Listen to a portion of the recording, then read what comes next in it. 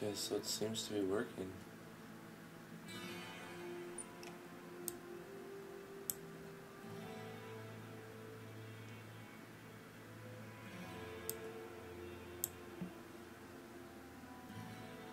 Live dashboard is up for Twitch and YouTube, and Restream is showing it. 1920, 1080, 60 FPS.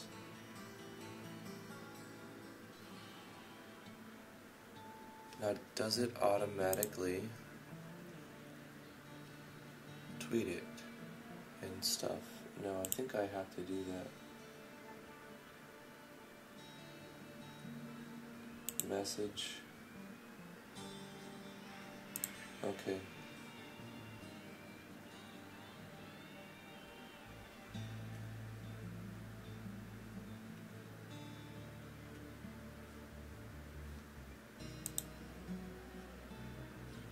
Go to channel. Keep it muted. Copy this. Go to social alerts here. Live streaming now. Twitch. Just say YouTube. And that's this link. Copy this. Hey Doc Weeze, how you doing? Crying a jar. Crying jar.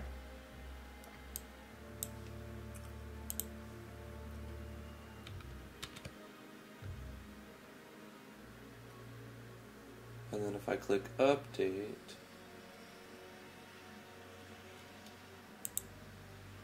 social networks message was successfully updated. Okay. That should be the same.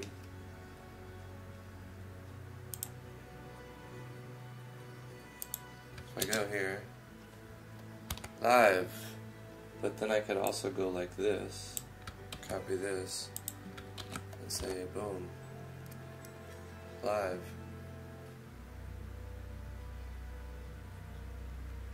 I think they'll both work.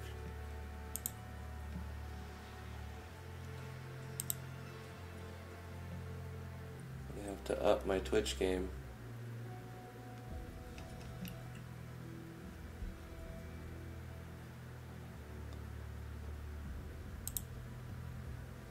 Hey Royal. Yeah, I'm trying to do this multi-stream thing.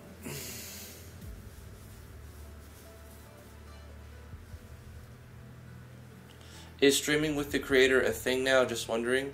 That's something that T likes to do, and I think it's kind of cool. Most of the time, it should be available to the dev. It may not be available every time. Not everybody wants to be on the live stream, and some people just don't have the equipment, like, you know, or the audio surrounding, or I don't know, technical prowess to even do it.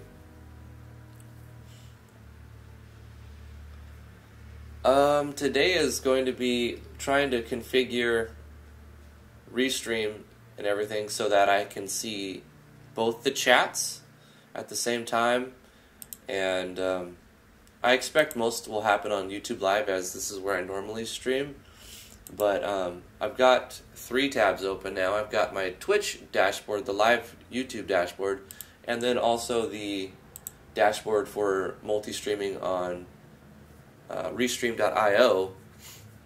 Everything seems to be working fine. It's showing my views. So right now I only have 2 things set up, Twitch and YouTube, but it's easy to add more platforms if I wanted to, like, I don't know, try another platform and add it. So I don't know, does what are some other good places to live stream to? But before I actually add another thing, I need to get my Twitch game up by figuring out how to... I did it before, where I set up an API with OBS, and it would, I think it's like what's the name of it?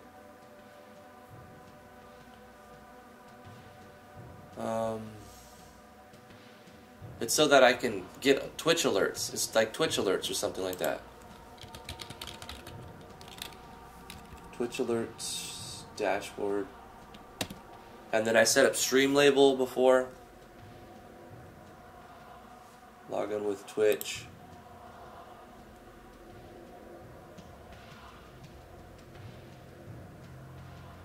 Streamlabs, yeah, okay, authorize.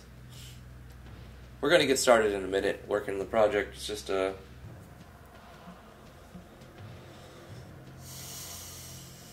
more things to do.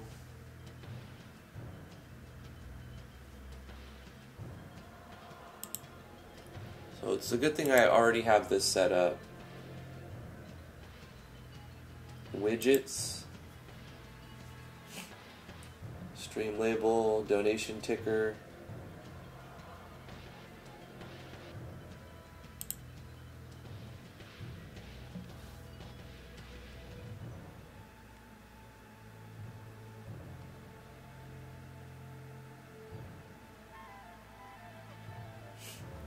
I'm gonna have to do some research and modify my Twitch live stream by putting some Streamlabs API onto the OBS settings, so that when I'm streaming to Twitch and YouTube, or even just Twitch, I could have like the donations tracker and all kinds of stuff like that to track cheers and whatnot. I think that's what I'll do after the live stream. I don't want to mess with that right now during the live stream, because I do want to get some work done on the project.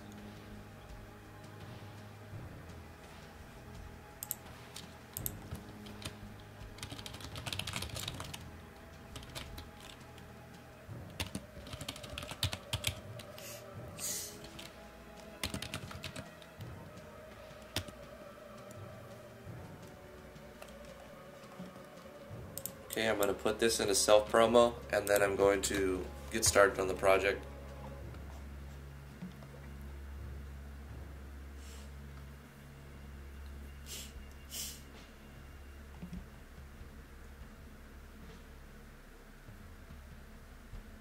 Now we have to battle with the Twitch chat. Well, the Twitch chat will probably be relatively calm in comparison, at least for now. And I want to have a way to put it up on screen, which I'm going to do at some point. So let's see, is there a way I can pop out the chat here?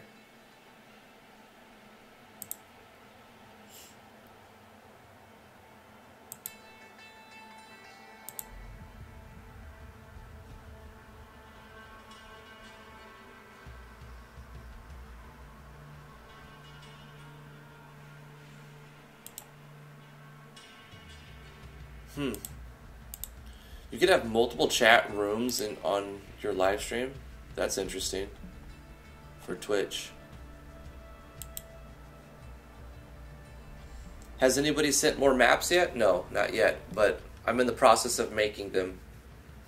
I'm making the floating island one right now.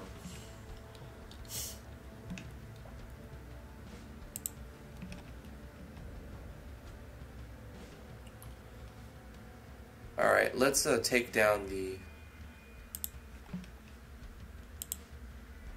I need to find a way to so that if I get messages on Twitch, I don't miss them, because it's easy to see them if I have my second monitor open with YouTube Live dashboard. Now, at the beginning, I don't expect many or any, but I don't want to neglect if there are.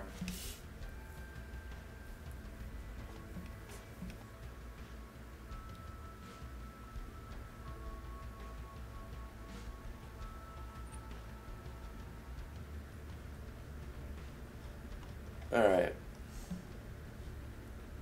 Hey Sethmon, how you doing? I finally caught up to one of the streams. That's cool. For now, I think maybe I could do something like Screen capture overrate. I could do a window capture if I were able to pop out the chat. So how do I pop out this chat here?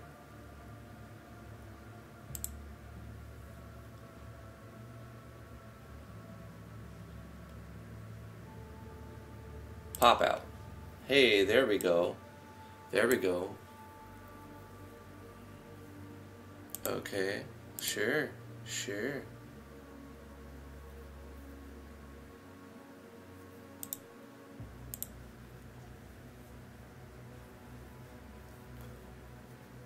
Must have followed for 30 minutes. Followers can chat if they have followed for at least 10 minutes. This is to stop. I like this. This is a tool to stop people from like creating a new account and then joining and then spamming chat, which I'm putting it on the most lenient, so only 10 minutes, and then it'll show the chat. And then what I can do with my OBS is add a new capture, I think. So let's right click and add a window capture. And we'll call this Twitch chat. How about that? Okay.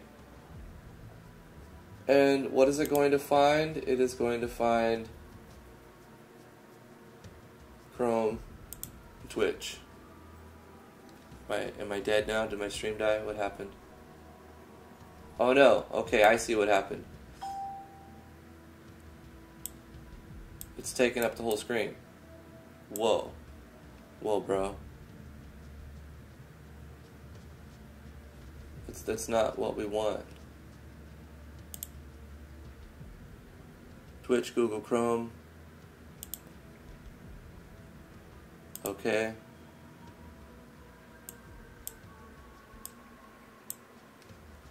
But that's not quite right.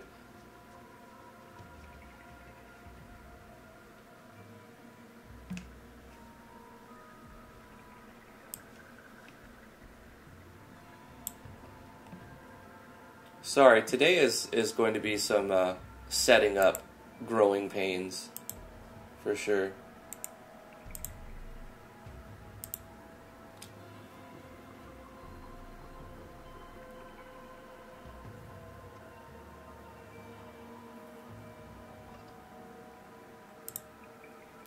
This is the one I want. But why is that not showing anything? Why is it just a black background?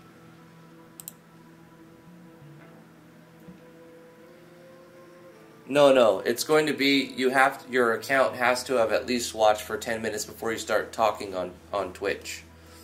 So that if somebody wants to say something inappropriate and then they get blocked or whatever, they don't just create another account and come right back in and start spamming again. They have to come back in, wait 10 minutes, and then start spamming again, and then get kicked, and then come back in with a new account. And then, of course there's ways to get around that, right? You just have multiple accounts. Can you be logged into multiple accounts at the same time? I shouldn't be telling people how to harass people. But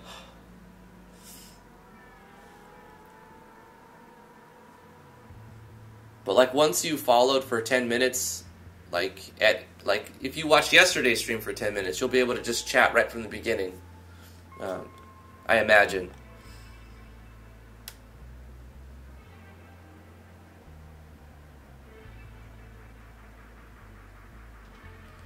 All right, let's keep messing with it. That's not quite right.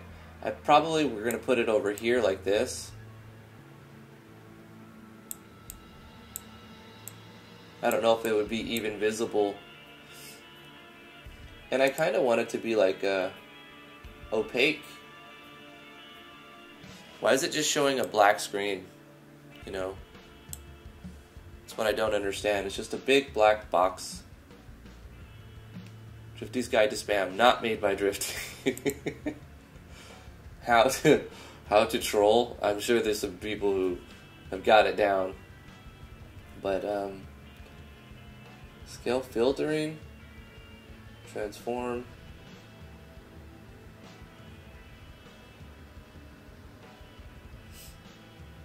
It's black for me too. All I see is a dark box, a black box right here.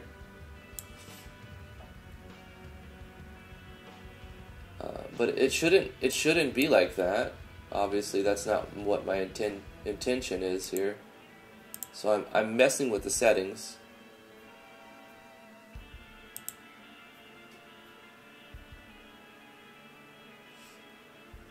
Window title must match.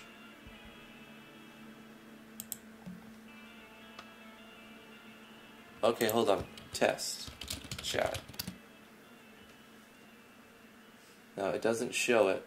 It's the black box plague. Match title. Yep, just black. Match title. It's strange because if I hover my mouse over it, it shows my mouse, but it's not showing the window. Oh, come on now. Come on now. Why you do this, Windows? Don't just close all my screens, Windows. I would like to have this open, and then this on top, and this over that.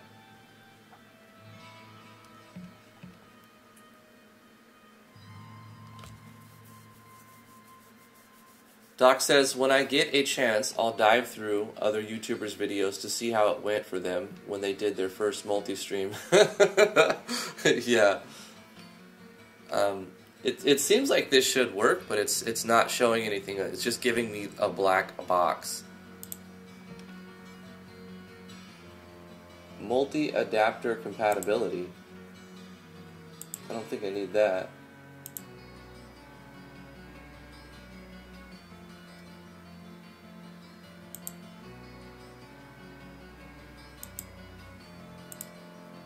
Okay, here's what I'm going to do is hide this.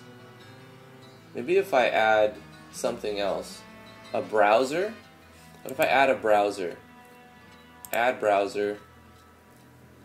And the location. Does this have a specific location? Yeah, let's copy this and put this address in here. Pop out equal.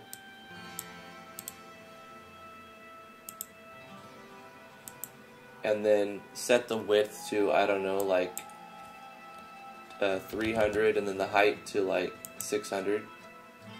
And we'll give this like a 30 FPS. It doesn't even need that much. We'll just say 24 FPS.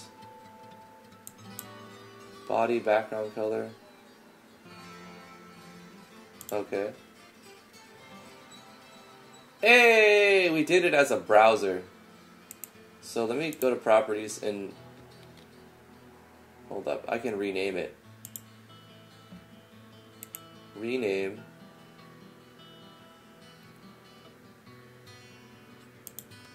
This is going to be Twitch chat.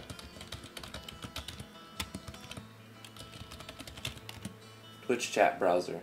And then we can just delete this one. Remove. Thank you very much. Yes. And then I can put this down here. And test reply. Testing the chat.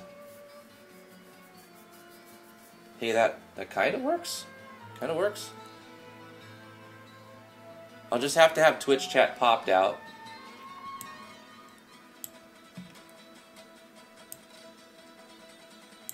Now let's turn this off. Oops, not that. Let's turn this off and this off.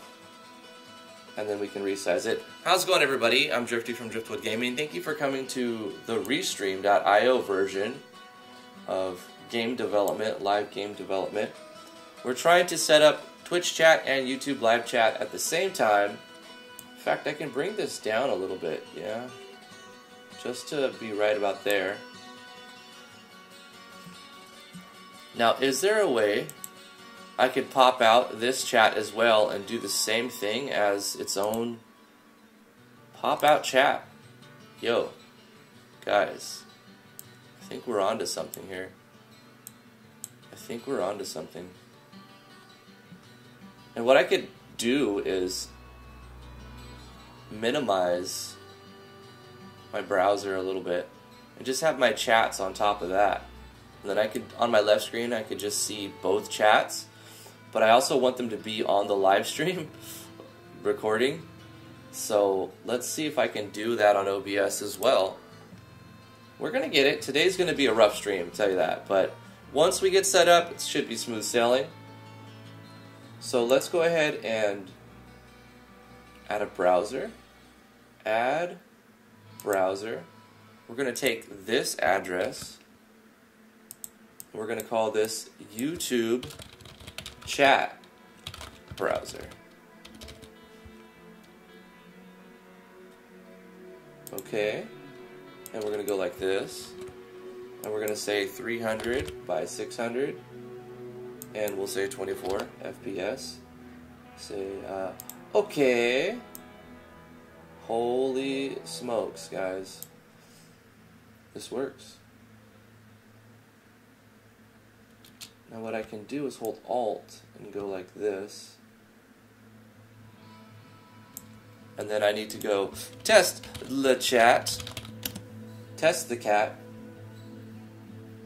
And it shows it. But then we have an issue with this. What if I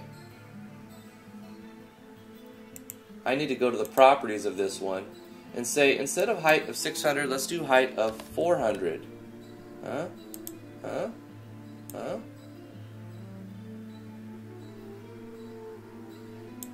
And then properties of this one. Guys, we're figuring it out. Height of 400.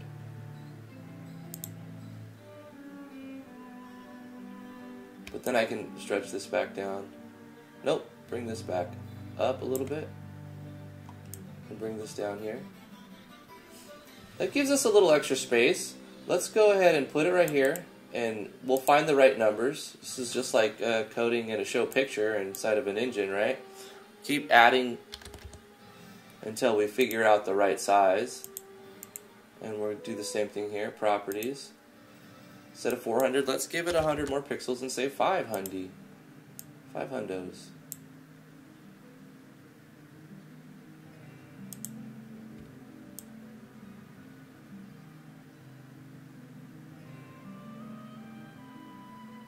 Do I need to remove that learn more? You know what? I can just go like this. Because it'll just pop up above that, learn more. I already seen that. It shows me that every time. One more of le testy. Does it pop it underneath that? Whoa, yo, yo, yo. Alt. Ah, that's just going to show that on that browser because it's a separate browser. Oh, okay, I get it. No, I get it. Let's do that. And then, okay. Guys, we're figuring it out. Let's get this one over here. We can resize this a little bit. Hopefully the resizing of this won't change that window.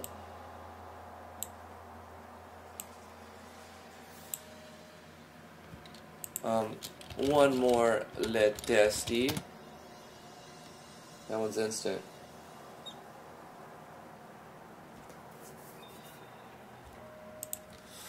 Uno más testino. Did that not? You know what I noticed? Twitch chat is faster. Twitch chat is actually instant. It's like 50 millisecond or 100 millisecond, as where YouTube's chat is about 1 or 2 seconds. Hey Vincent, how are you doing? Take care, Cajun one. We figured out how to do chats. We figured out how to show the chat on the stream. It's amazing. Alright, I mean, I kind of like that. Let's make it so that this covers here, and then this covers here, and I can scroll down.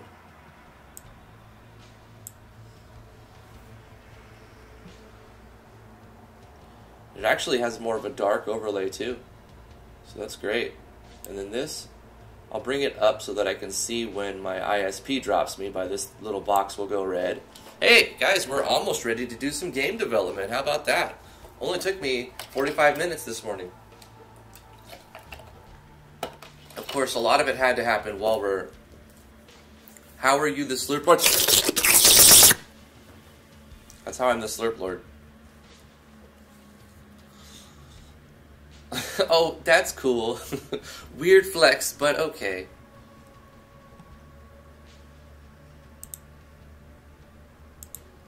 Yeah, it took me 45 minutes to figure out how to set up Stream.io, link my accounts, set up my scenes in OBS. But I'm not completely done, right? I need to set up my Twitch, what is it called? Streamlabs. So that if somebody donates, it shows it. I had it on my old OBS, but when I updated to OBS 22.0.2 from the beta version of OBS, it kind of wiped those. And then I wasn't streaming on Twitch for a while. I was streaming on YouTube Live, so I never really updated that. So I'll do that after the stream, really.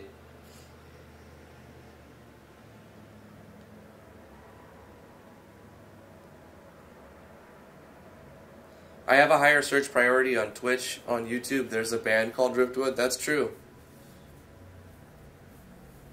That's why I decided Driftwood Gaming instead of just calling myself Driftwood, because there's already a band called Driftwood.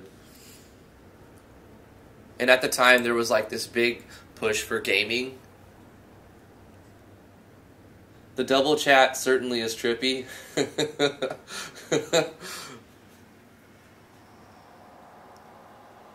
I am waiting on the art commissions.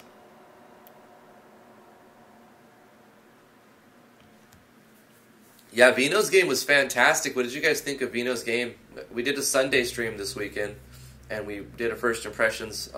T and I both were there, and Vino was on Discord chat too, and he chimed in every now and then. And yeah, it was pretty cool. Anyway, let's jump into some game development.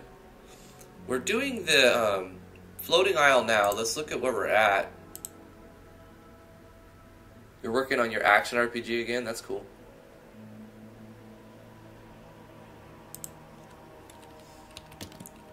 So if we go into the floating continent, we have this auto run event that lands us, right? That's all auto.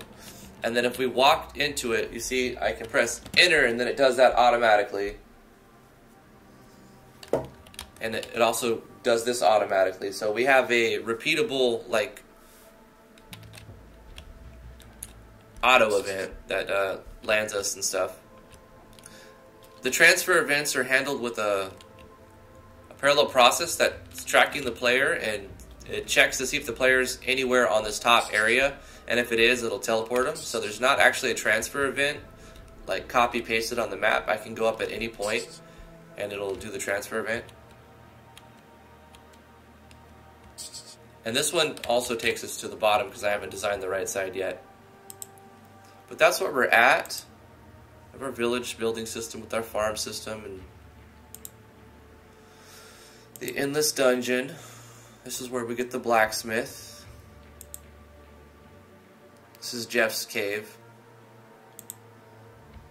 The player's house with the piano minigame thing. Processing station. Place where the player can rest, enchanting their weapons. Here's the floating isle, which we're going to start working on. There's the south part of it. We're using FSM for this, so there's a little bit of a color difference between where you land and then as you go south. Hopefully it's not too noticeable in game. It's only really noticeable when you draw attention to it. But this needs to be decorated quite a bit, so we're going to do some of that, and we're going to make a mirror of this map for the other side. So we'll have a bottom left, a top left, or I'm calling it northwest, southwest, and I'm going to make southeast, and then the northeast will be the actual village town part.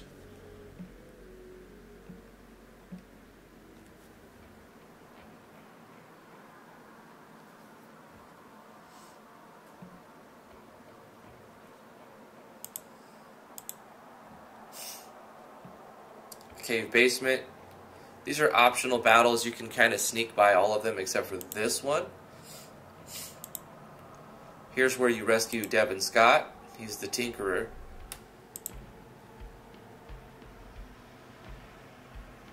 You could put a ridge at the bottom of the map you land on. It could make it look like the grass is a different color because it's not connected. Yeah, I could do that.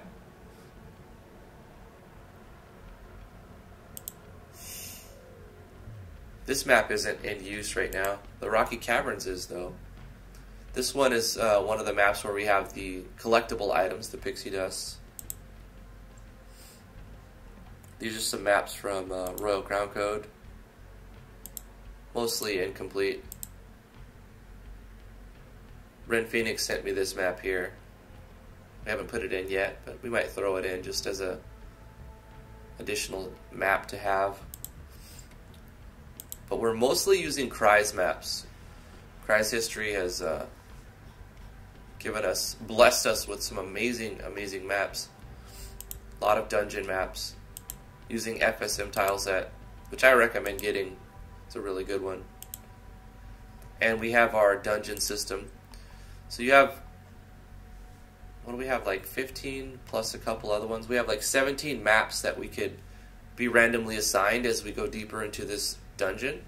So it's not procedurally generated, obviously. It's just like us picking one. So it's random generation. It's picking one. And the battles are optional. You have to open the chest to get and put into combat.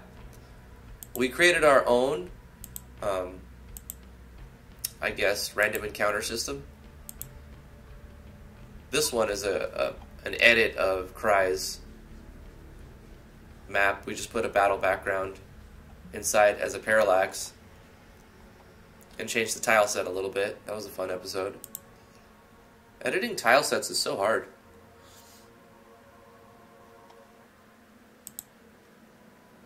Kind of just going through the maps right now to have something to look at and to see where we've come.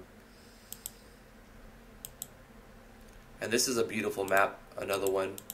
The second batch of maps that was sent to me by Cry's History. Just fantastic work.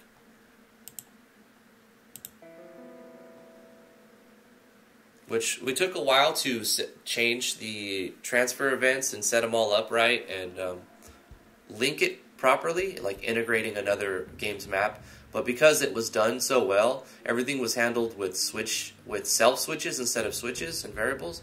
It was easy to integrate, actually. So great job, Cry's. Thank you again for the work you've done. And we have lots of crypts. They're pretty much the same. They look very similar to one another. And I had to make a hallway map to figure out how to connect them correctly. So we had to do some modification in how they're all connected. And there's still probably a few transfer bugs. I imagine there's still a few bugs. We had to put something down here to take us to the underground. And here we have another large map, the underground map. Once again by Cry's History. This is underneath the graveyard. Inside the graveyard, there's our own custom random encounter system. And it's based off region events. So if we go to region, you see all of this purple is where the player can walk. And at any point, we're using... at any point the player walks on one of these regions, it calls a common event. And the common event that it's calling is going to roll a number and add to a value. Pseudo-random battle.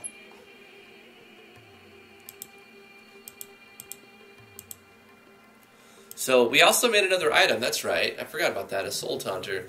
And if we have the Soul Taunter equipped, it's a way to like attract spirits to attack us more often. But otherwise, it's just going to roll between 1 and 2. And then when you get to 180, it shows an icon above your head to say you're about to get into combat. And then when you get to 200, which is between 100 to 200 steps, depending on how it rolled, it'll actually show the battle. It'll start a battle. And you don't game over if you die, but you will lose 10% of your gold if you die in the graveyard. If you kill any creatures in the graveyard, it will give you a Necro Knight, I think is what the audience decided it should be called, the Necro Knight.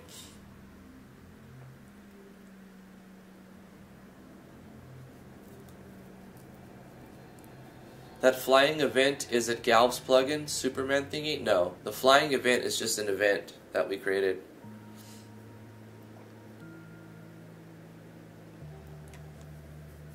You desire to create more maps, Royal? Do it, bro. Do it. Just no time to do so? Yeah, I feel you. Won't old computers lag in that big map? I don't know. I don't really know. I haven't tried it on an old computer yet. I don't think it'll lag because it's only going to load so much at a time, even on a big map.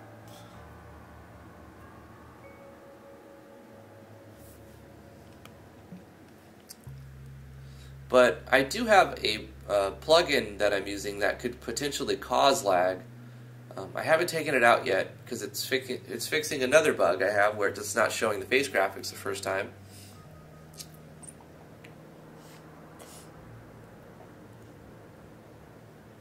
Yours is a junker. I have two very old PCs, but they're in California and I'm in New York, so that doesn't really help me. I just have this computer, which is a few years old, but I've been updating it. When I bought it, it had 16 gigs of RAM. Now it has 48 gigs of RAM. When I bought it, it had a 128 GB SSD and a 2 terabyte hard drive. Now it's got two 2 terabyte hard drives and a 1 terabyte SSD as well as the 128 gigabyte SSD. And I used R.A.M Reflect to clone the 128 GB SSD to the 1 terabyte SSD, and then change the boot order so that it uses. The order is technically the same because it was like hard drive after a certain number of things, but I changed the hard drive that it's booting from, so now my drive C isn't completely full. It actually has 800 something gigabytes free. You're using a Sandy Bridge processor. I'm using an Intel i7 5820K, which was getting very hot, so I installed a new cooling system just last week. It was a fun process. I'd never taken it was a closed loop, so it's not like, it was $500 or $1,000 liquid cooling system. It was just a $100 EVGA. It was a really good one. It was a really good one. So that I can play Path of Exile at 144 frames per second and not overheat my computer. With pretty high settings on a 970.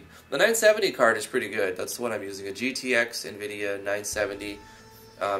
It was really good like 3 years ago, and it's still decent. I would say it's still decent.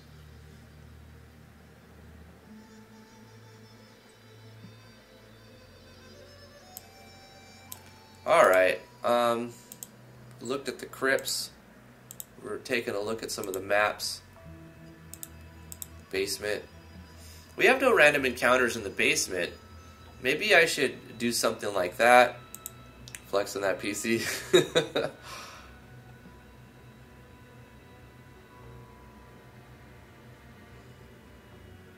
And then we have Under the Underground too. So these two maps, I don't think I'm doing any random encounters here.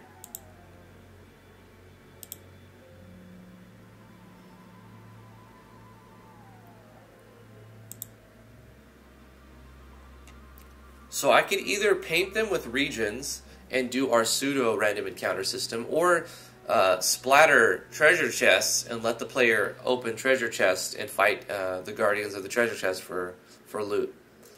I'm thinking I'm going to have specific enemies that you'll encounter in here.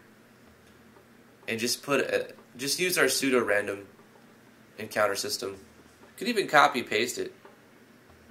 New channel, driftwood flexing. Now that's a lot of flexing.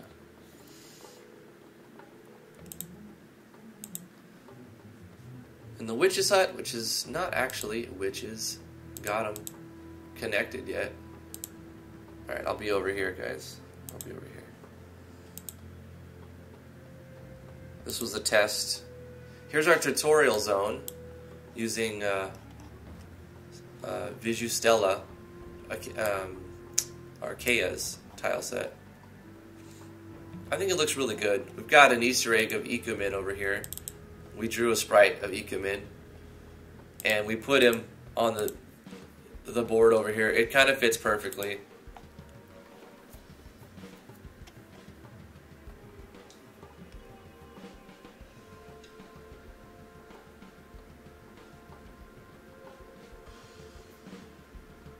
What? Really? Chiefy? I never heard about that. Why is there like a thing about it?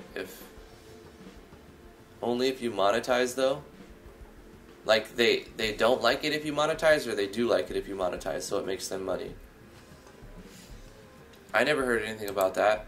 You would think that if there was a legal issue, Restream would not allow that, don't you think?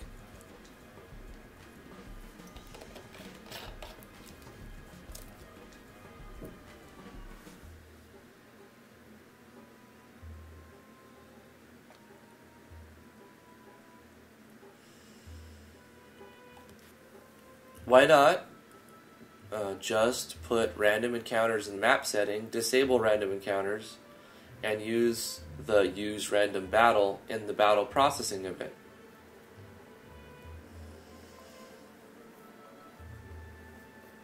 Oh, I know what you're saying, Zarsla. Yeah, we could do that too. Sure. That's a good way to do it, so we wouldn't have to actually figure out what variables to use inside the event. I think what you're talking about is right here. Instead of specifying the battle processing, because I'm using a variable between 1 and the number of enemies I have available, and as long as I keep them organized, it'll work like this to specify what enemy I encounter, and it'll be different, right? Because we're using between 1 and 16, and if I go to my enemies. No, my troops, because it's using troops. It's calling 1 to here. And I can update this now. 1, 2, 3, 4, 5, 6. But see, this is our boss fight, isn't it? Mad Lad Ogre. So I'm going to update this to 18, but we need to somehow skip the boss or move the boss encounter to a different number. I think we need to do that, because we don't want to encounter the boss inside of there. So let's go ahead and change our maximum to 100 and take, you can copy this one, and this is going to be how many enemies do I plan to make? Not 100, probably not 100, probably like 60 or 70.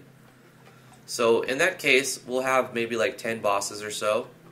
I'll start on 90, 91, and paste the first boss there.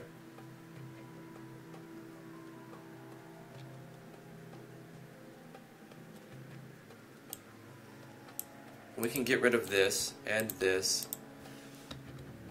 instead copy this and put it up here. This will let us go all the way to 20, because these are the non-boss versions of it. But a way to get around this, if it was really messed up, was Zarsla's suggestion of just putting them on the map itself and then calling use, let's see, where's it at? For the battle processing.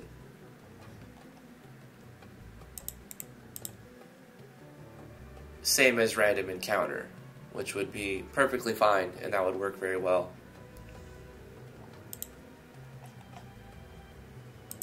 We can roll this to 20 now.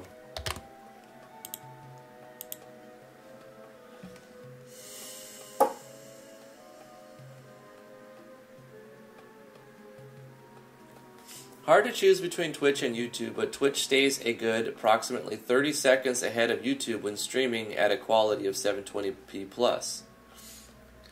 There's really not that long of a delay, but I think Twitch is a little bit faster. Probably. YouTube is much better for video, and Twitch is much better for live streaming. And that's just the way it's been for a long time. I don't think many people will debate that or contest that.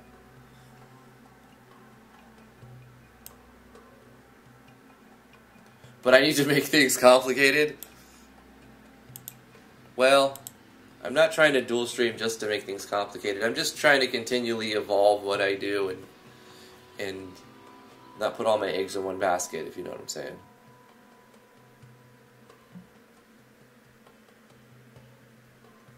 Apparently, if you're in a Twitch affiliate program, you cannot share the contents of your stream on Twitch to anywhere else for the first 24 hours. Is that how it works? So I guess the fact that I'm not really a Twitch affiliate at this point does not cause any problems. But if I wanted to become Twitch affiliate, they're saying I specifically need to stream it on Twitch and then upload the stream to YouTube like everybody else does. And it makes sense why they do that now if they want to. No, I can find the user agreement. I can find that.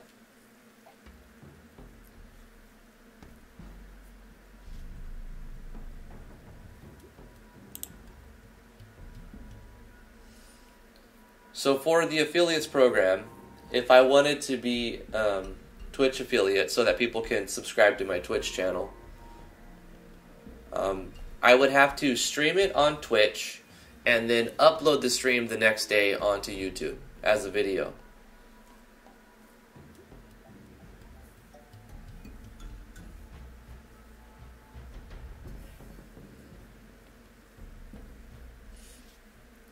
Okay, that makes sense.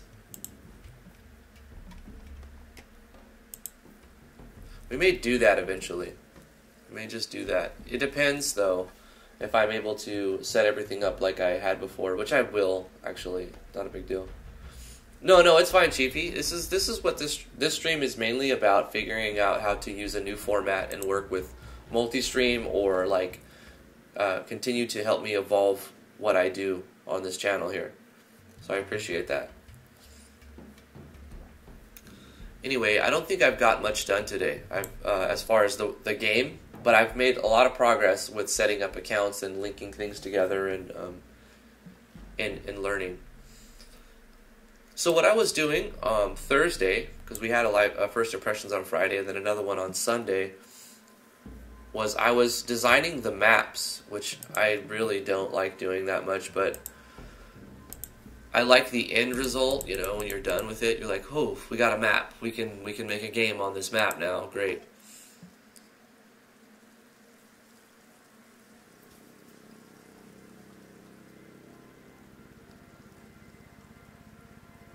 A lot of YouTubers I follow tend to post a video saying they're live on Twitch on YouTube, and then they link to Twitch. Yeah, I've seen that before too. Hey Benjamin, how you doing?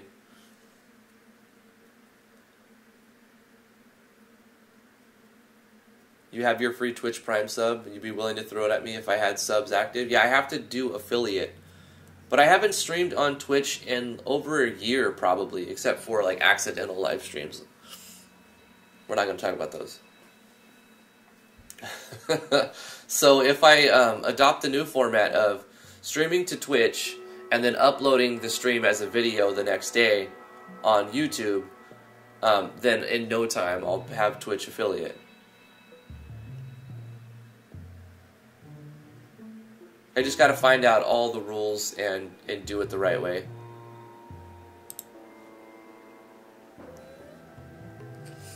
Okay, what else can we do with this island here? It's just going to be a little exploration area. And so we'll award the player with treasure chests, but we also need to make it look visually appealing and not super like a maze. Kind of an open area, but some areas will be blocked off. So find some trees, maybe. Let's get some trees. Nice little happy trees.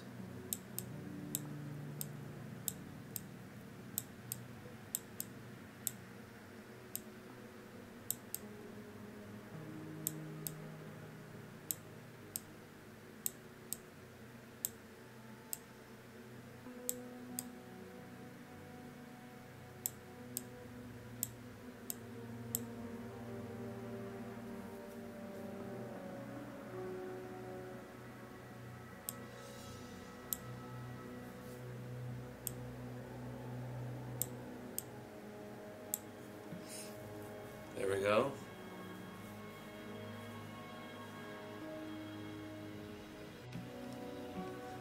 Jumping over to the YouTube video because that's where the gang's at.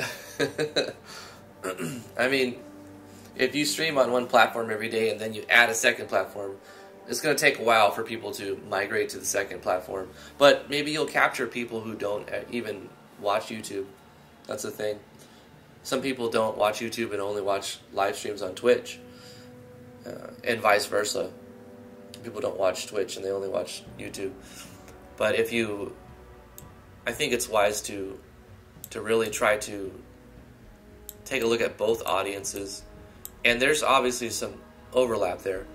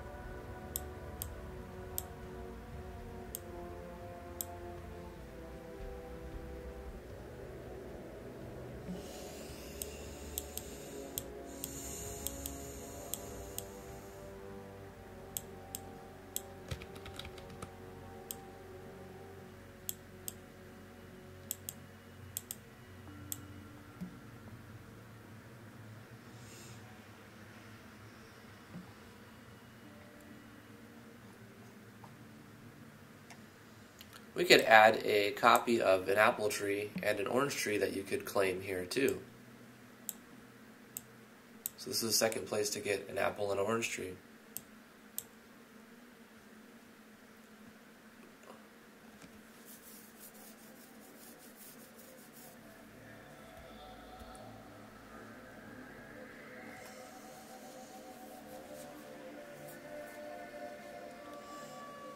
Yeah, that makes sense, Doc Weeze.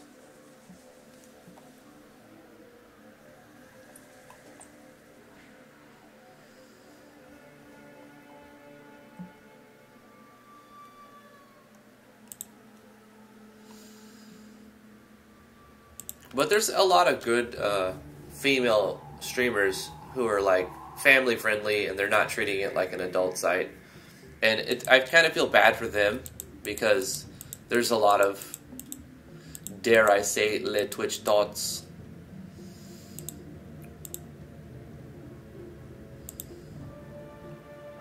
That ruined it for those gamer girls.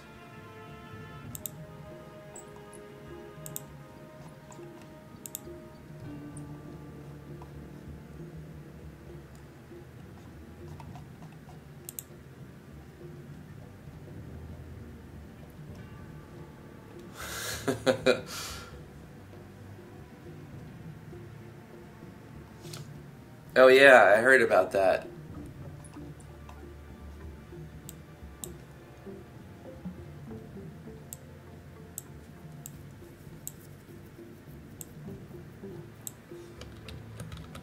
I could use this as a third type of collectible. So we've got apples, oranges, and this just seems to be like a tree. We can make a new item out of it. Let's do some sim aspect of this map.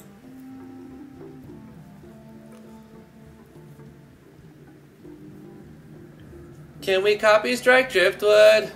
Hey! Don't copy strike me, bro.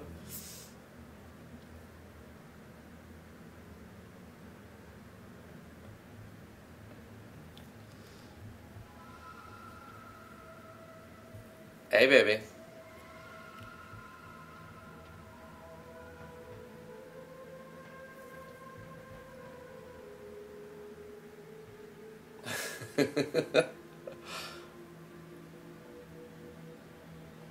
You're a few million subscribers away. Oh, feels truth, man.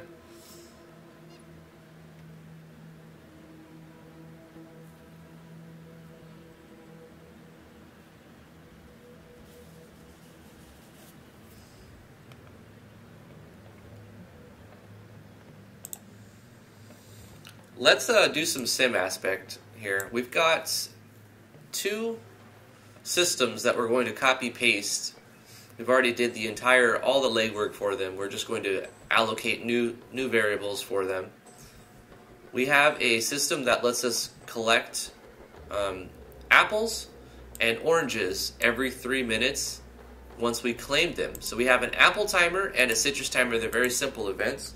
So let's copy the apple timer 1 and bring them down here and go apple timer 2. And we'll do the same thing with citrus timer. Citrus timer 1, and we'll create citrus timer 2. And we'll make a third one for a new item that will be a collectible. So once you own the tree, you're able to periodically collect resources from it. So it's like a big down investment, and then throughout the whole game, you're going to be getting more. So they need their own timer. So apple tree 01 purchase will have to be apple tree 02 purchased.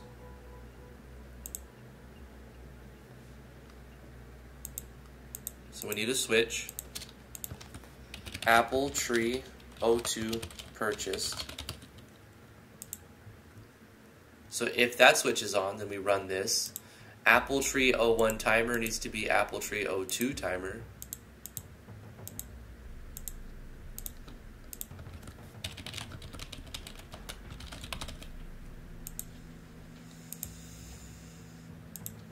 If apple tree 02 timer is greater than equal to 3 minutes. And how this works is every frame of the game, we're running 60 frames per second.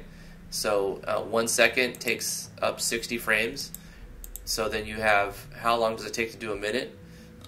10 seconds is 60 frames, 600 frames. So you multiply that by 6, that's 3,600, and then that's a minute. Then you multiply that by 3, you get 10,800, so that's 3 minutes. That's how I did that. We also need to check the player's map ID if we want to show the icon. So because we're not using map 3 here, we're actually on map 60-something? 66. So we'll change that number to if the player's on map ID 66, because we're tracking the player's X location, Y location, what region he's on or she is on, and the map that they're on as well. So we'll show that on event number. Well, we'll have to put an event there, right? So let's go to the village building system and take this event, copy it, and go to where we're editing. Paste that here. Take a look at the number. It's essentially the same thing, but instead of turning on apple tree 01 purchase, we're going to turn on apple tree 02 purchased after we buy it. And over here, it will do this thing if we have apple tree 02 purchased on.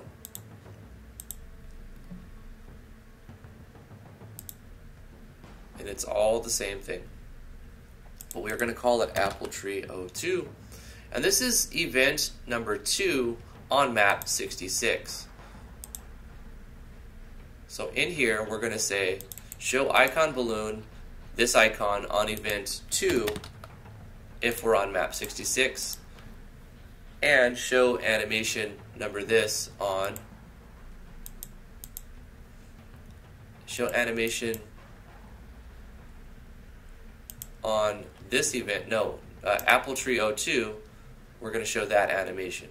We're not going to wait for completion, otherwise it'll lock the player up randomly. He's walking around and then we don't want that to happen because this is going to be like in the background happening. And it'll play this animation if we're on the map, but only if we're on this map and the timer hits 3 minutes.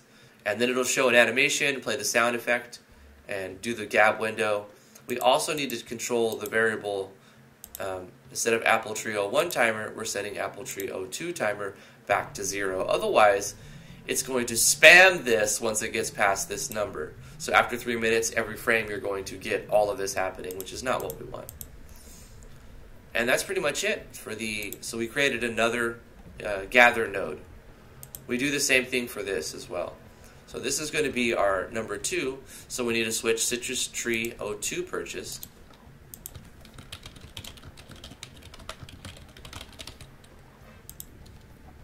We need a timer for citrus tree 02.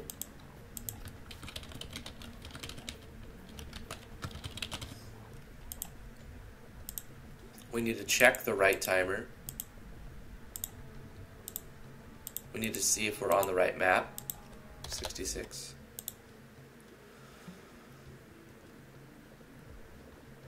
We need to make an event, so let's go back here and take a look at this event. We'll copy this event. And here's our citrus tree. We'll put it here. And we'll update this to say citrus tree 02. And after you purchase it, it'll turn on that switch for citrus tree 02. And over here, it's checking the condition of citrus tree 02. Now that we've got that, we can copy this and paste this, and it won't create 2. It'll just let the player activate this event from either spot. And the animation, we'll have to decide where we actually want the animation to display. And I think I moved it. I put the animation up somewhere else. Was it right here? No, that's just the text for it, the gab window. Because we have the gab window there, but it looked funny if we put the gab window on that one. So I'm going to copy this little bit of label, and I'm going to put the gab window above it on this one. So I'm going to put it right here. Boom. To let the player know that this is a node that you can go interact with, it's just not decoration. It's not just decoration. Take care, Karyn.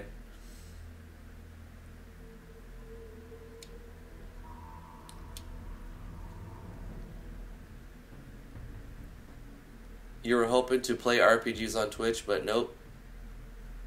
Gotta be affected by the super stroke. Oh, that sucks on me.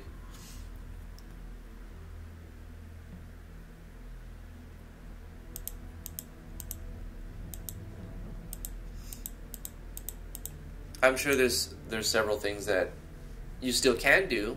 I mean, you gotta try to look at the positives of any situation.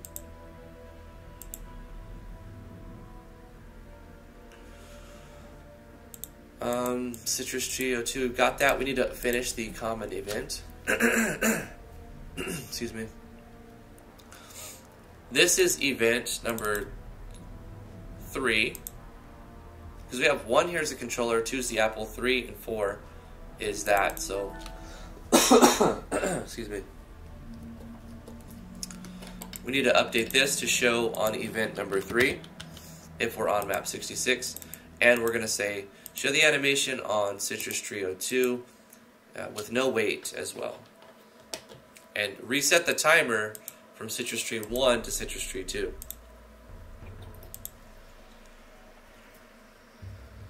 There we go. Easy peasy.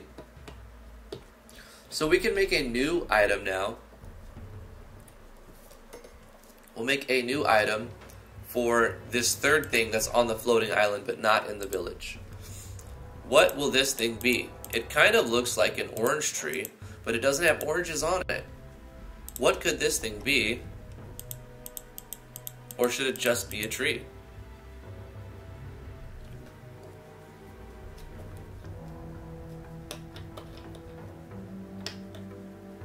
Good morning, Lose Ones. I always say lose one. Sorry about that, Lou Ones.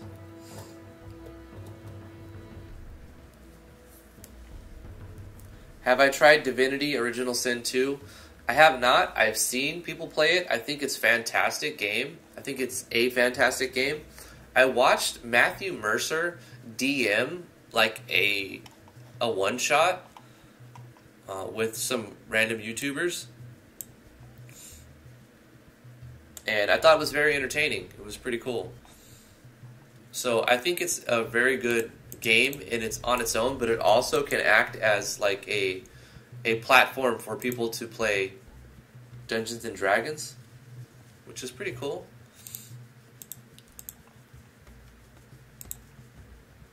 I'm gonna think about what we would put with this tree. Maybe like some sort of bay leaf or something For cooking, I don't know yet. Single player is where the meat is at. If I do get it, it would be because I can multiplayer. I like the fact that you can multiplayer with other people on that, and have like the interactions are designed.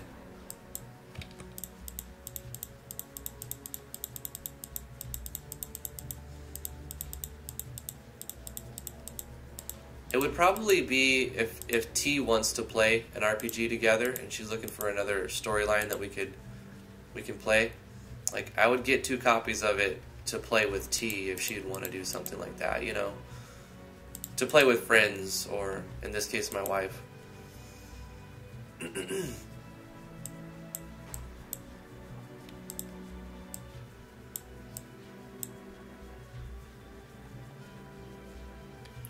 Do you have any food for combat healing and buffing? Yes, I do, Docweez. We already have a lot of that, which is why I've kind of waited on this. Let's look at our items when we're talking about it.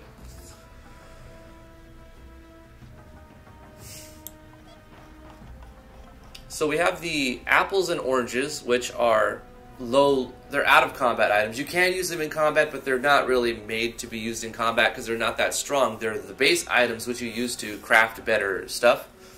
So you got fresh apples, 25% HP recover, ripe oranges, 15% MP color recover. Very, very low level healing items. But you can process them in your house and create applesauce. Where's it at? Applesauce, which gives you 50% HP recover and gives you a state of well-fed. And it takes 3 apples to make the sauce. And you can make orange juice as well. And it takes 3 oranges. Wait, if MP... I see a problem here. If an orange gives you 15%, 3 of them should give you... Ah, right, because it's giving you a buff state as well. Right. So, 25% HP recover. 3 of them, you would think that'd be 75%, but you take 3 and make an applesauce. It gives you like a regeneration effect and a state with some resistances and 50% of the recovering. But it gives it to you in 1 turn. So that's the payoff for using 3 of them. So I did the same thing here. So you get 30% of your MP and a state that gives you like a regeneration. MP regeneration.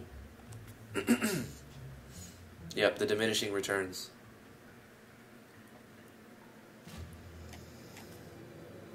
But that's not all. We have other things too, like a fresh carrot, which is gives you a state even by itself, because this is what you get through farming. There's 4 things you can farm. You can grow carrots, potatoes, strawberries, and cabbage. Then maybe a food that removes debuffs and casts debuffs on damage enemy.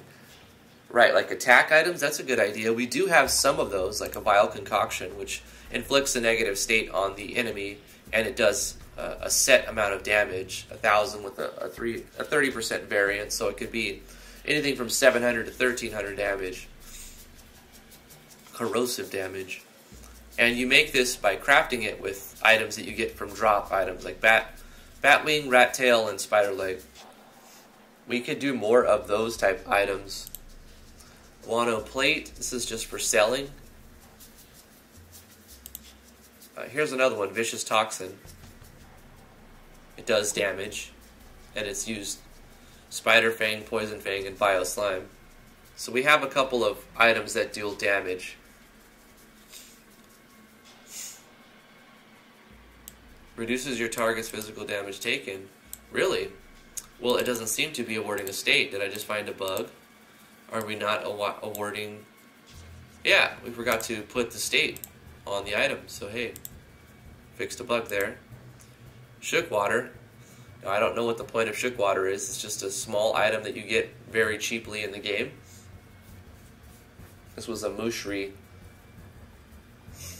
Easter egg, I guess. Crafting items. We need to design things that you can get with your Necro Knight, because we're letting the player farm in the graveyard and get Necronite, right? Just kill zombies and skeletons. We need to design zombies and skeletons. We should call them Scombies and Zealotons.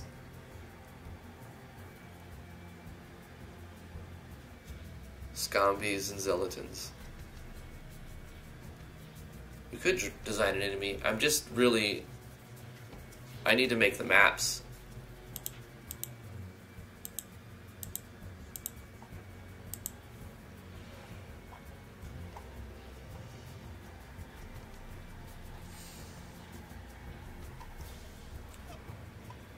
We could add more jewels too that are socketable.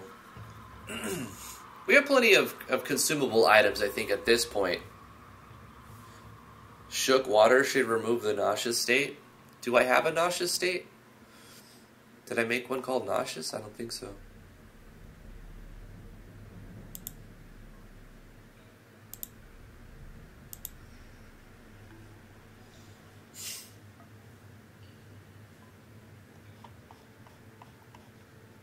We could have it remove poison.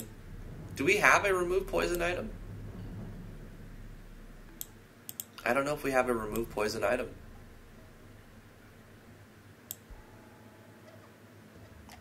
We have Scorpion Anti-Venom. Removes all poison from the party, but it doesn't actually show that it's doing that. So there's another bug. We need to remove poison.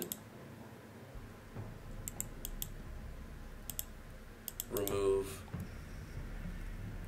scorpion poison. All poison and scorpion poison. Is that redundant? Yes, but it's fine. IT 5, or is it 4? It's 4.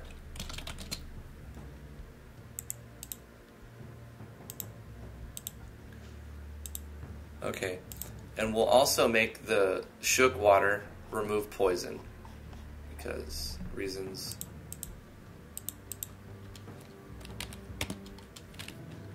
And removes the poison.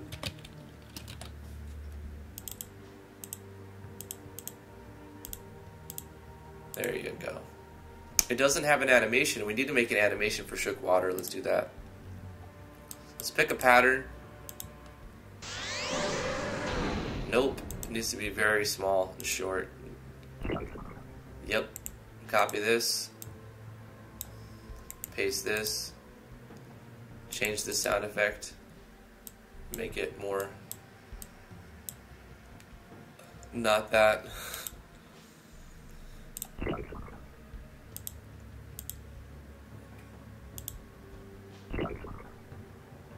We can get rid of a couple frames at the beginning. A few frames at the end. Just a little.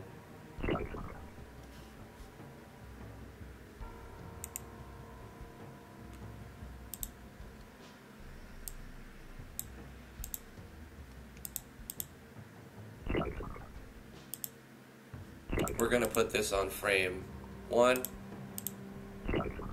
Nope, frame 3. Actually, 5? Yep, but we'll have something on frame 1 too.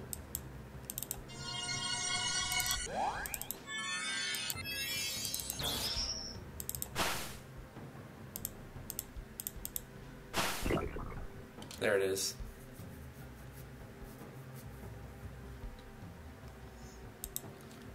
Shook water.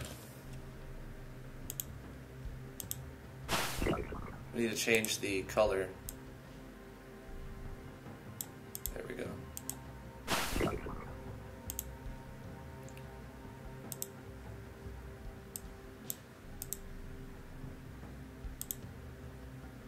Easy peasy. Alright. We have plenty of consumable items. This is just going to be a tree. Shook water has become woke water.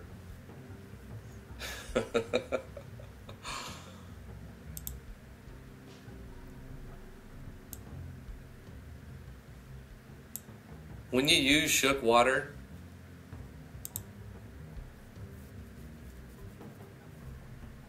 There's not a lot of ways to get it, right? So it's an Easter egg item.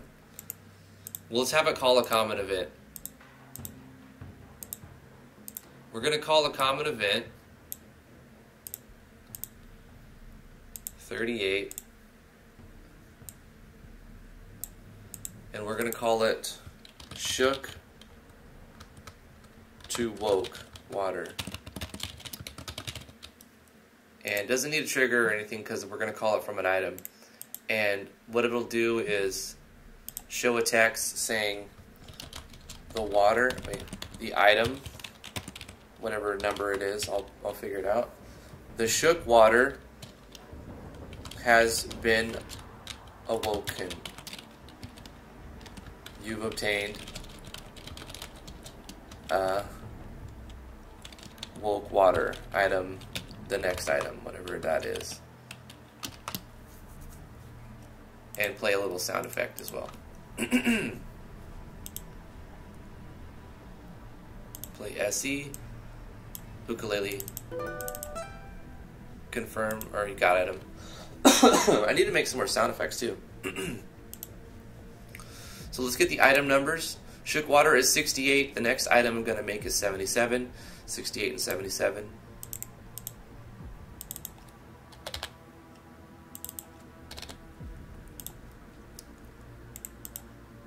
So we will change items and award item 77. Let's go ahead and create that item. We're going to copy shook water and paste it here.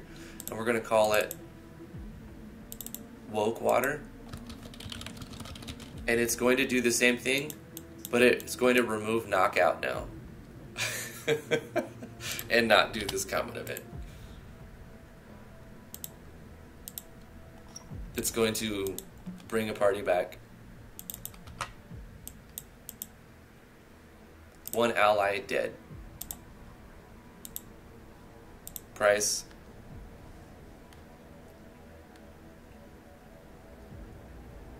$25. Can say the same. We'll say cannot sell. Same thing with the shook water, cannot sell.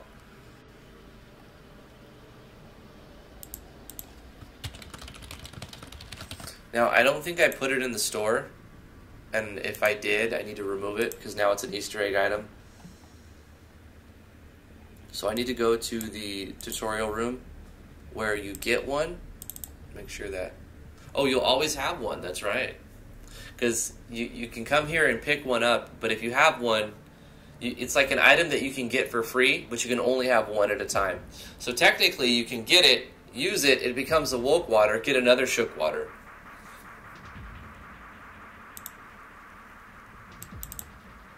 And this only sells spring water, right? Right.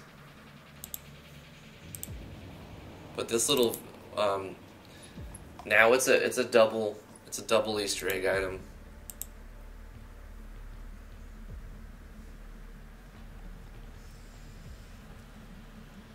How about that?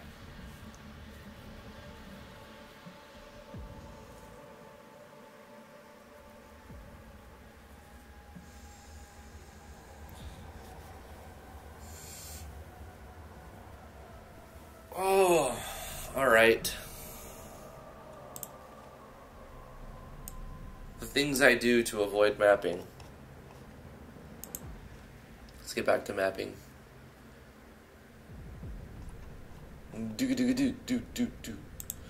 We should put a little bit of... Let me zoom in a little bit. Put some of this stuff over here. Yeah. A little bit of details.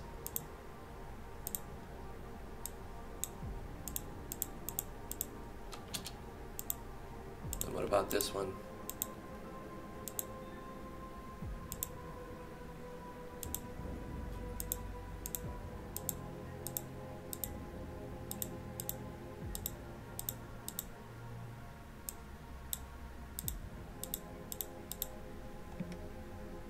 And this one?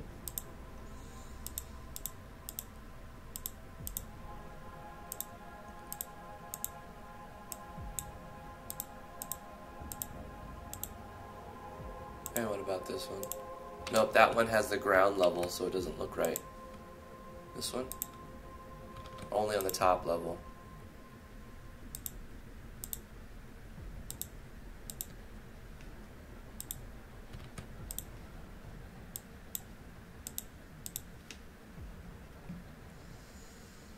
Since we have no ground level, we're floating in a continent. Has anyone here had any luck changing the battle start sound? That's easy, bro. You go to System, and then you go to Sounds, and then right here it says Battle Start. You double click it, and you change your sound.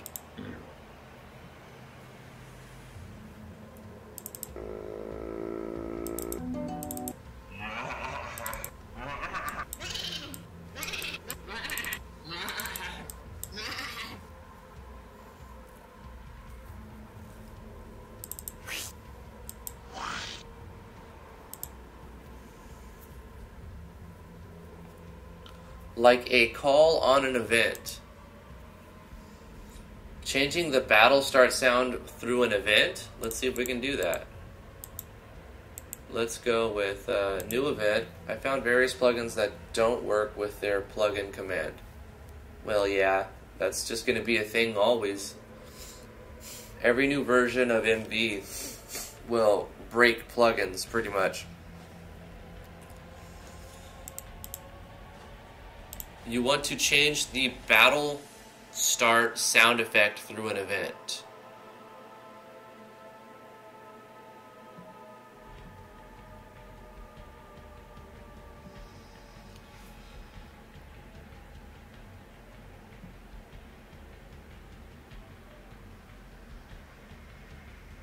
I think a script call would do it.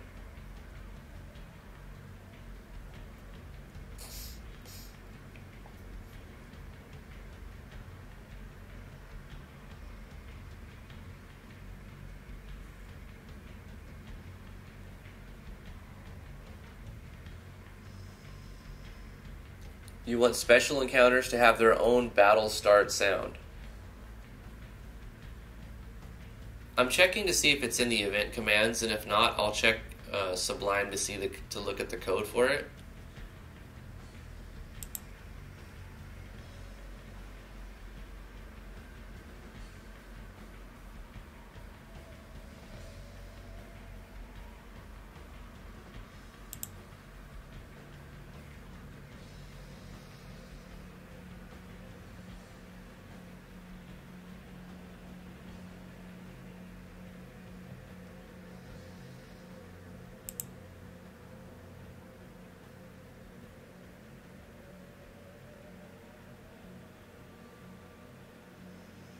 That's what I thought too, Damian.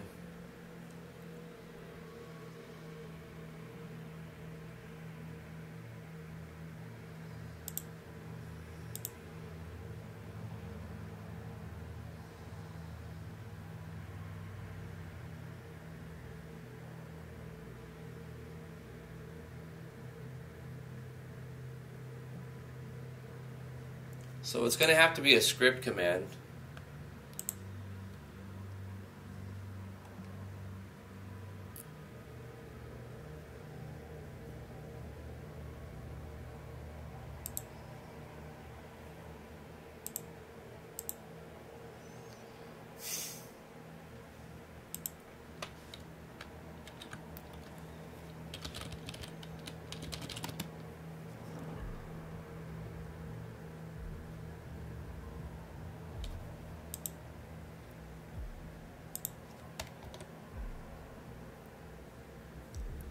Play battle start this dot play system sound 7. System sound 7. So if you change the thing that's in 7, the data that's stored in 7. So sound manager dot play battle start.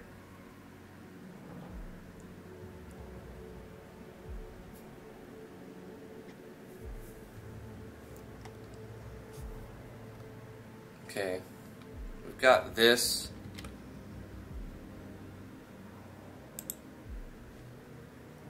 Let's go to our quick notes real quick.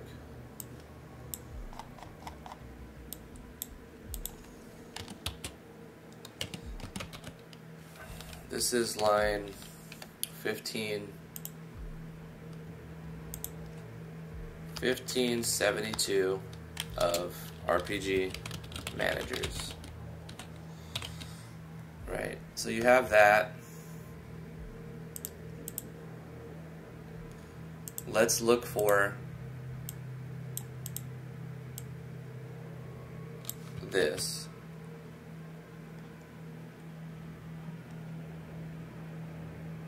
Audio manager that play static sound effect data systems sounds. So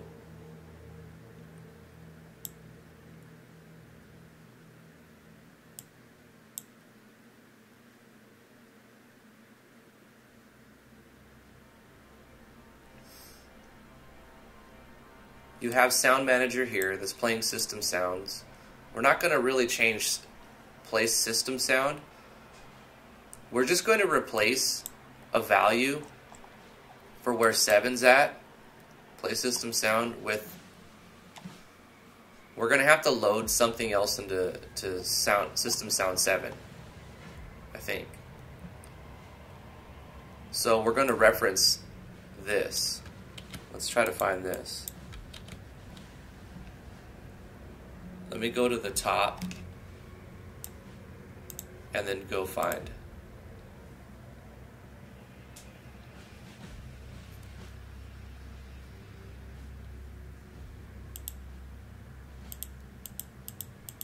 This is the only time it's referenced. Datasystem.sounds. What if you just replace $datasystem.sounds and then you put 7 and you can you do .set value?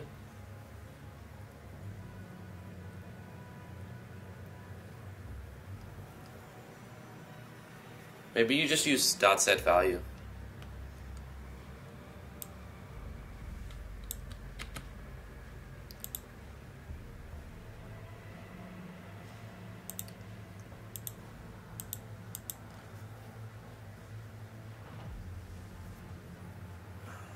How is it loading? Where is it storing the numbers? It's accessing the JSON. Maybe we have to preload importance. So it's accessing the JSON for your game to figure out what sounds to put in each of these number variables.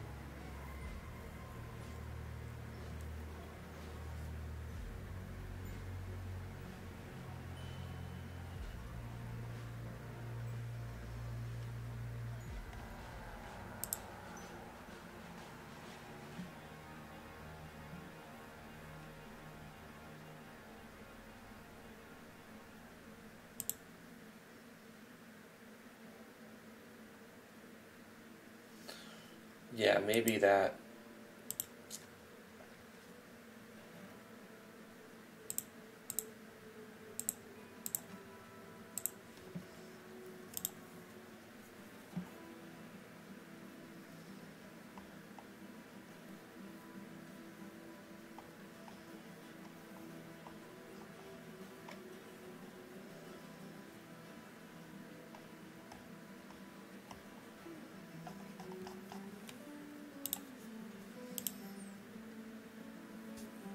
I'm thinking if we just try to throw in an audio file, will it know where to look though? It'll just return with like, we don't know what that means. You can...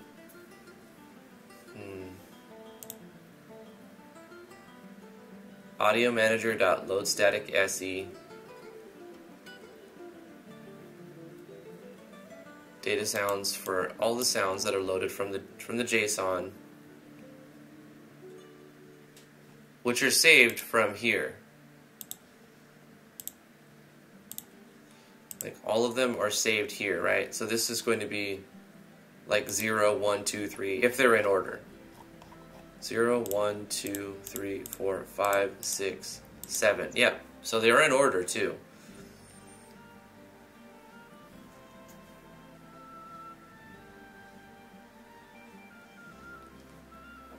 So now I need to understand how the game takes, references the location of this. It's probably going to look in a specific spot. What if we open the game's JSON file and fail to see what we're looking for? We could always try that.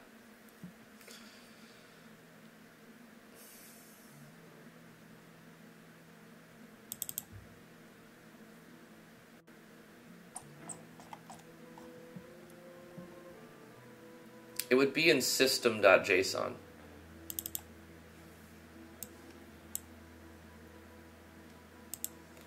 Whoa, that's a lot of white.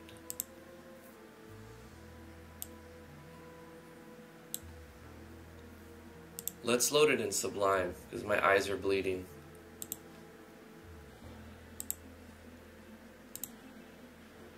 Open file. Natural Explorers, data, system.json.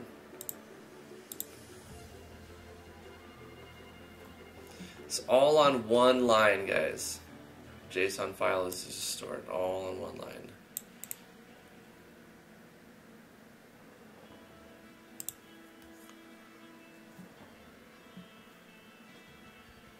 So we'll have to find this.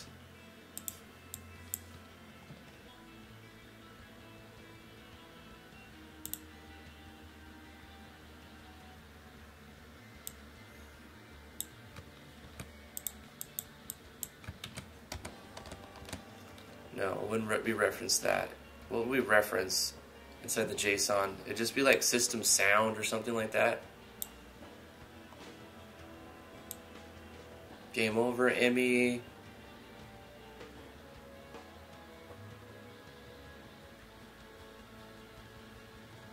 Let's just go with SE. Everything that's false is gonna come up. Oh my gosh. Every time it returns 0, it's gonna. What about capital SE? Still.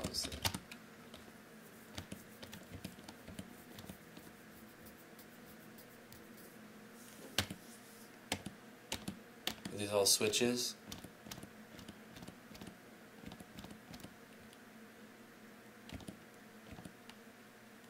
Save to which file? SE volume. Here we go.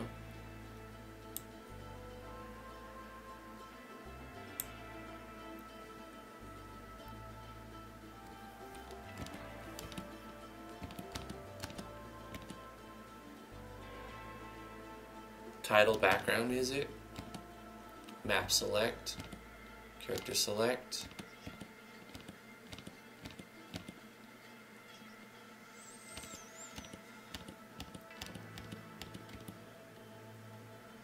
it loops.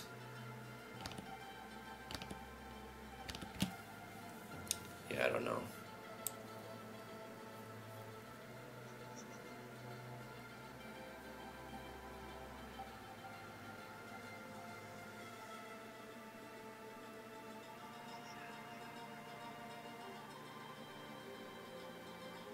Victory music.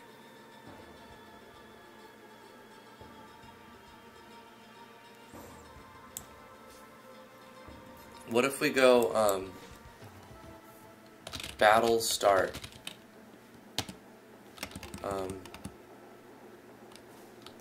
Let's just go battle.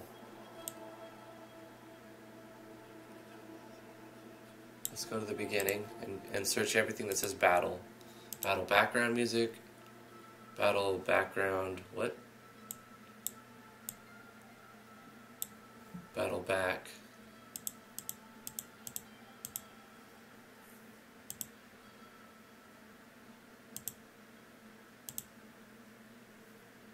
and it starts over.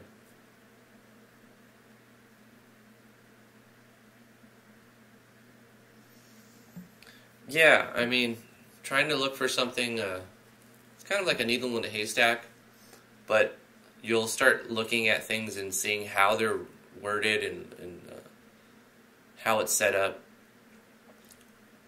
how it's reading it, and why I can't just give you a script call that I want to. I mean, it's obviously just a script call, but to find the right syntax, I have to figure out how the game is interpreting what it sees here and where is it storing that into variable number 7. Obviously, I can change the number with the script call easily, but then it's going to reference another one of these numbers. And these are all used for something else. So it wouldn't make sense to just use like your magic evasion as your battle encounter, second battle encounter music or sound effect. What I want to do is find a way to look for start.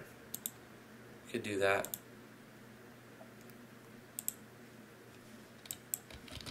Start X, start Y, start map. That's it, just 3. What I want to do is set the value of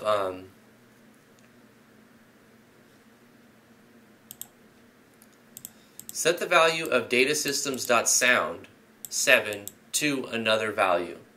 But do we have to reference that as the name of the file you want to use? So I'm thinking it would be something like this inside your game. Edit this. And then we would use 7 here, dot set value.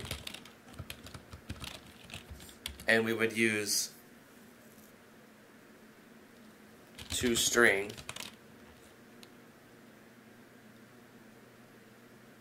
Variables can be, or we would, is it dot toString? Or maybe we say string.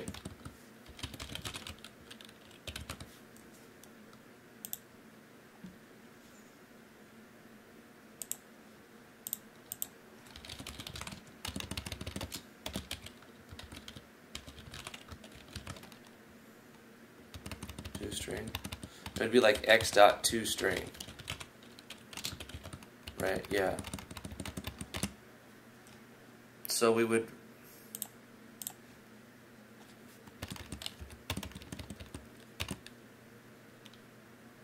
set value of that, and then we would put in the name of the sound effects dot sound effect name dot OGG, and maybe try that, or if that doesn't work, dot toString, like that, whatever name you want, right? So whenever you want to change whatever's stored in 7, you're changing this 8th index, because 0 is the first one. You're changing the 8th index, so it's 7, the value of it, to the name of what you want it to play. So you do that before. I mean, you could try that with the parentheses, and if that doesn't work, use toString maybe.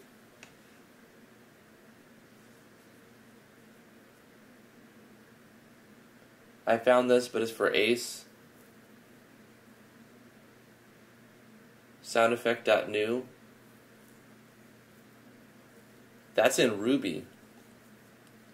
The superclass data systems is still like referenced the same as an object, but it's different in Ruby. But that's good to look at as an example.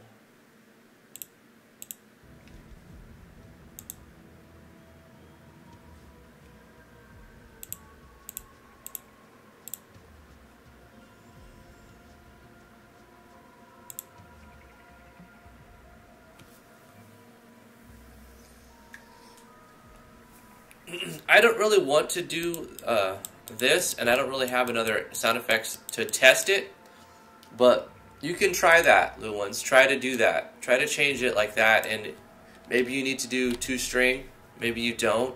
But really all you're trying to do is change the value that is referenced in here, right? You're just trying to change data systems.sounds index 8, which is 7. And then you just give it, it may be looking for a number in the system, so that's where it could go wrong and say undefined and stuff. But try different versions of that and see if that works for you. That was an interesting little side tangent, and I hope you figure it out.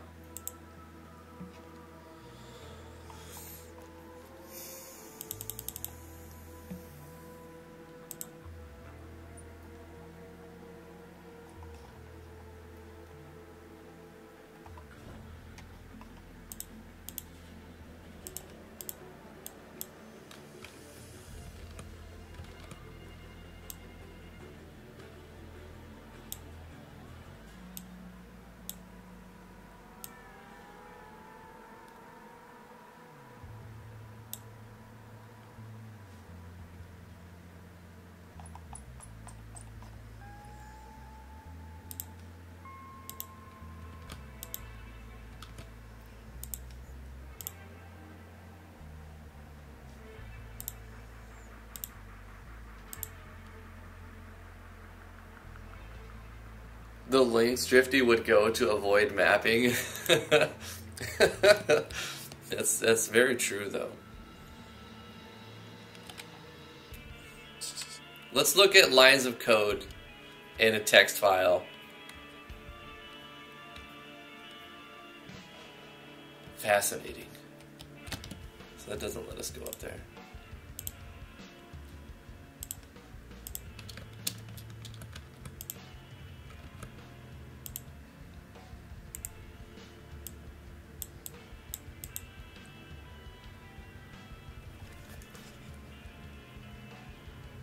Like, it doesn't make sense now to have a little staircase if it's just going to be like an indentation inside of the ground. That was the whole point of, like, that.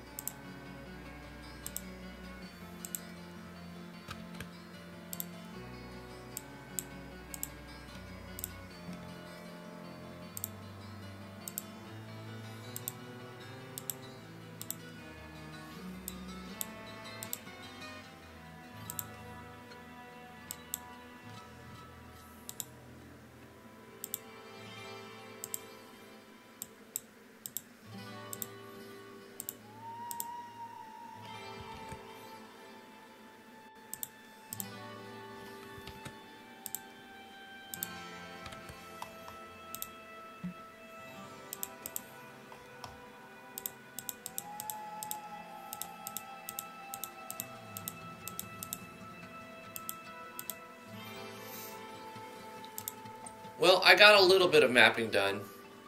Not a lot. A little bit. Hey, Official Me. It's going well. We're trying to figure out how to stream to multiple platforms. I figured that out. But apparently, if I want to become Twitch affiliate, I need to live stream on Twitch and then 24 hours later upload the video of that stream to YouTube. I don't know what I'm actually going to do. I'm not fully committed to either yet. But I do want to incorporate more stuff on Twitch. So if I have to follow that guideline, I may stream on Twitch first and then take that video and upload it to YouTube afterwards. But guys, that's where I'm going to end the stream today. I have some more work I have to do. I need to figure out how to set up my Streamlabs again with the new version of OBS that I have up here. So I'm going to end the stream right here. Thank you guys for coming to the stream. I really appreciate it. Love you guys very much. If you like what I do, you can support me on patreon.com/driftwoodgaming. You can follow me on twitch.tv/driftwoodgaming, or you can subscribe to my YouTube channel. It's youtube.com/driftwoodgamingmv. I have a website where you can get links to all that stuff, and also in the description there's a link to the Discord where you can come and hang out and talk with us. There's a lot of really good, talented people there who like to show artwork that they've created. So if you would like to share your artwork, you can go to the Discord channel, links in the description below, and there's paying work there that you can find out what people are. Whore out that Patreon. Shut up, Damian, shut up. I gotta do it. Anyway, you guys are awesome. Remember to stay awesome. Love you guys. We'll see you tomorrow. 10 a.m. to noon Eastern Standard Time. Bye-bye.